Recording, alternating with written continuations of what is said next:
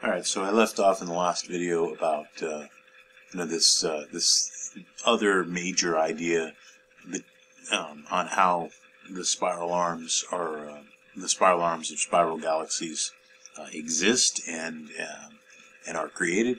So this is called the self-propagation star formation model, and so what this does is it explains a class of spiral galaxies that have these so-called ragged appearances. Okay, so here's how it goes. It's not perfect. Neither of that or the spiral density wave model is not perfect either. But we're still working on this, right? That's part of what we do in science. So the star formation begins at some random location in the galaxy. And so you get, a group of stars, a collection of stars that are being created from gas and dust. As the stars heat the gas around them, the larger ones explode, of course, because 10 times the mass of the sun or greater. Those are considered the massive stars, and that will, of course, explode in a supernova explosion. And this disturbance itself will promote new star formation, and in not just in the cloud where this original star formation took place, but nearby clouds as well.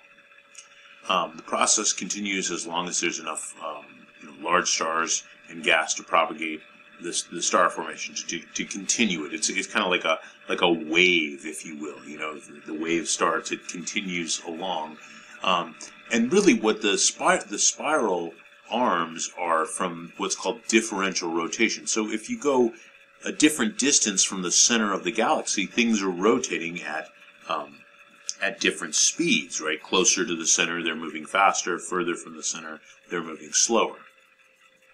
So that's this self-propagating theory. And so what that does is, if you take a look at this picture here, a galaxy like this that has kind of rough spiral arms, it attempts to explain that, because in that one in this region right here where you have no spiral arm, what's happening is the spiral arm is still in the process, or the star formation is still in the process of taking place. All right, so that's what that one's about. The diameter of the Milky Way. So how do we know how big the Milky Way is? We actually use these giant red stars using what's called a maser. Masers are it's kind of like a laser, but instead of using visible light, it uses microwave region. And the reason that's very helpful is because that can penetrate the gas and dust at the center of the galaxy. So what this does is it gives us a way of figuring out how far away these giant red stars are towards the center of the galaxy. Anyhow, then you use you basically triangulate this angular motion, and then that method gives you an approximation of the size of the distance that the sun is from the center of our galaxy.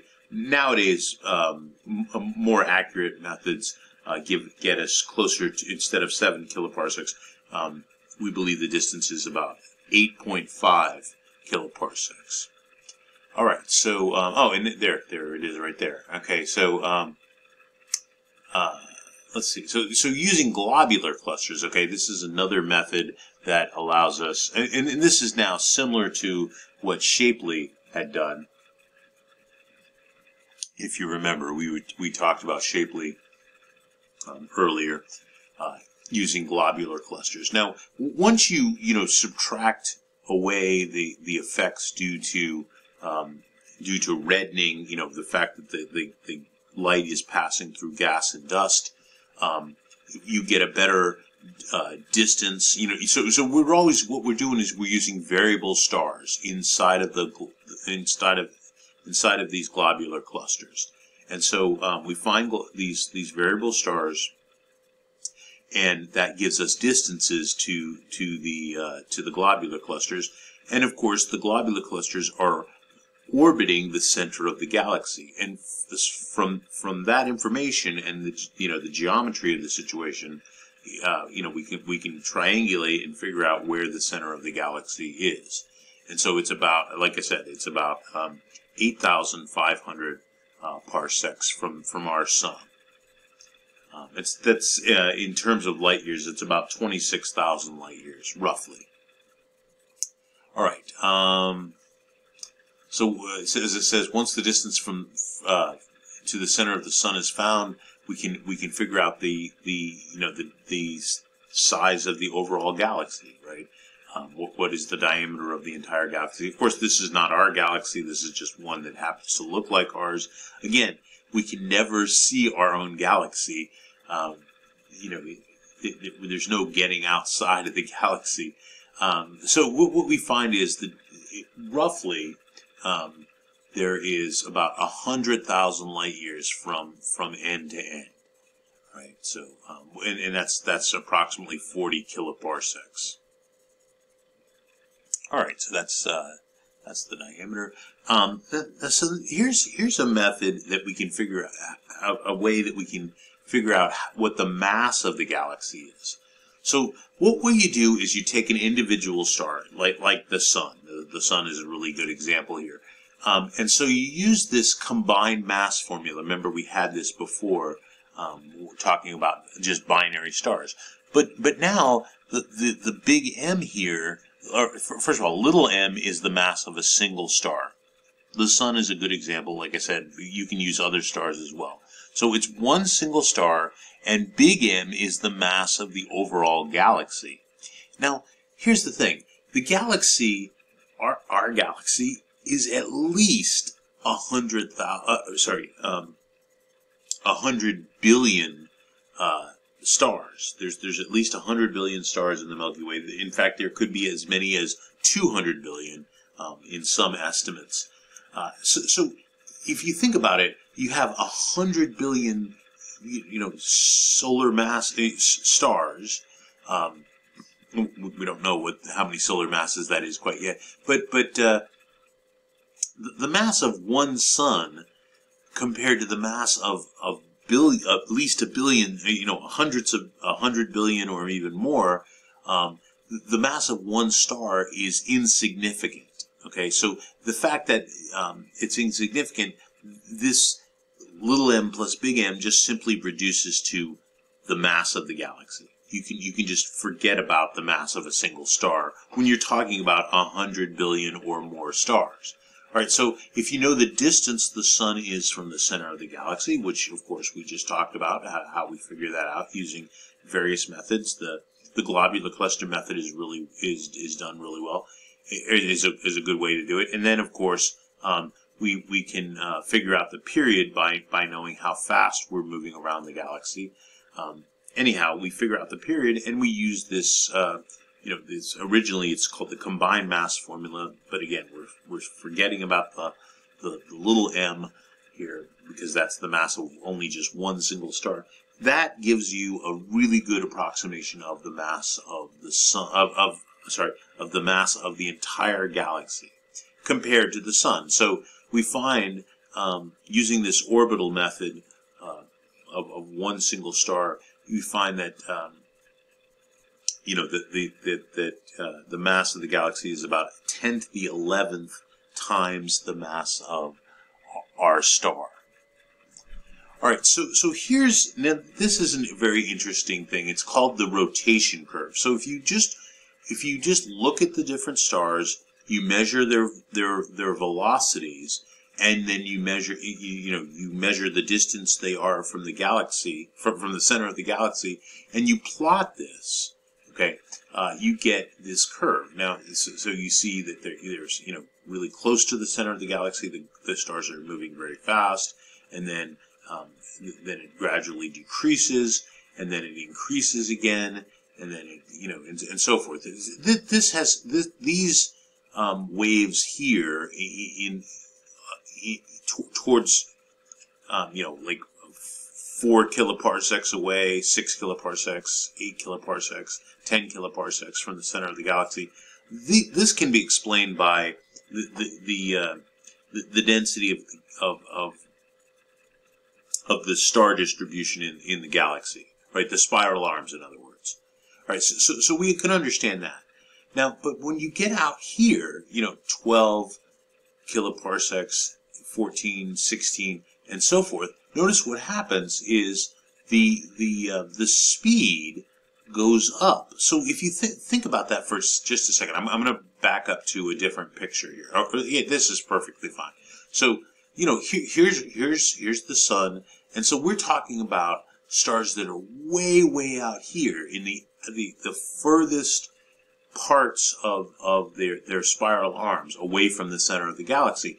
So most of the mass would be the mass towards the center. Like if you think about what's causing these things to move in circular motion, or really it's elliptical motion, but nearly circular motion, is just gravity, right? It's just all the mass of 100 billion or more stars. And so if you think about, for example, the solar system, right? The vast majority of the mass of the solar system is really the sun. The mass of everything else is very small compared to that of the sun. And so if you think about the speed at which the planets orbit the sun, as you get further and further from the sun, the planets travel slower and slower. However, now look at this picture. Okay, so remember we're talking about stars way out here in the very fringes of the spiral arms. So these stars are moving even faster, right? They're moving much faster than you can explain due to gravitation. And so we realized, this actually started like back in the 1970s. They realized that there must be some material out here in the halo of the galaxy.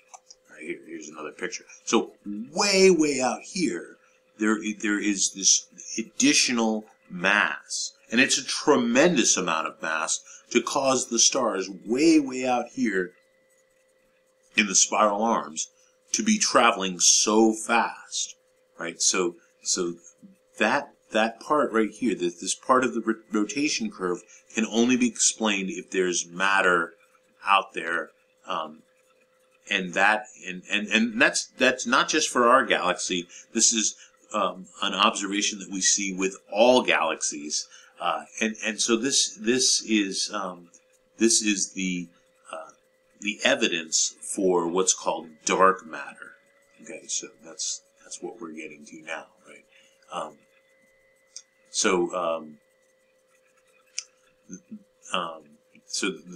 As it says, the speed is moving too quickly, and we actually can see this in like I said, other groups of galaxies within local. It's called the local group. There's about a dozen or more, well, a couple of dozen galaxies, and we can actually see this.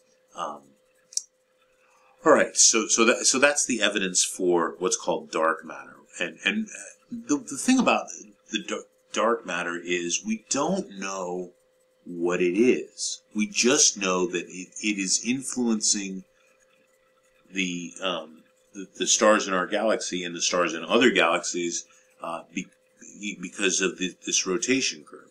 You can't explain this rotation curve without there being matter in the halos of galaxies.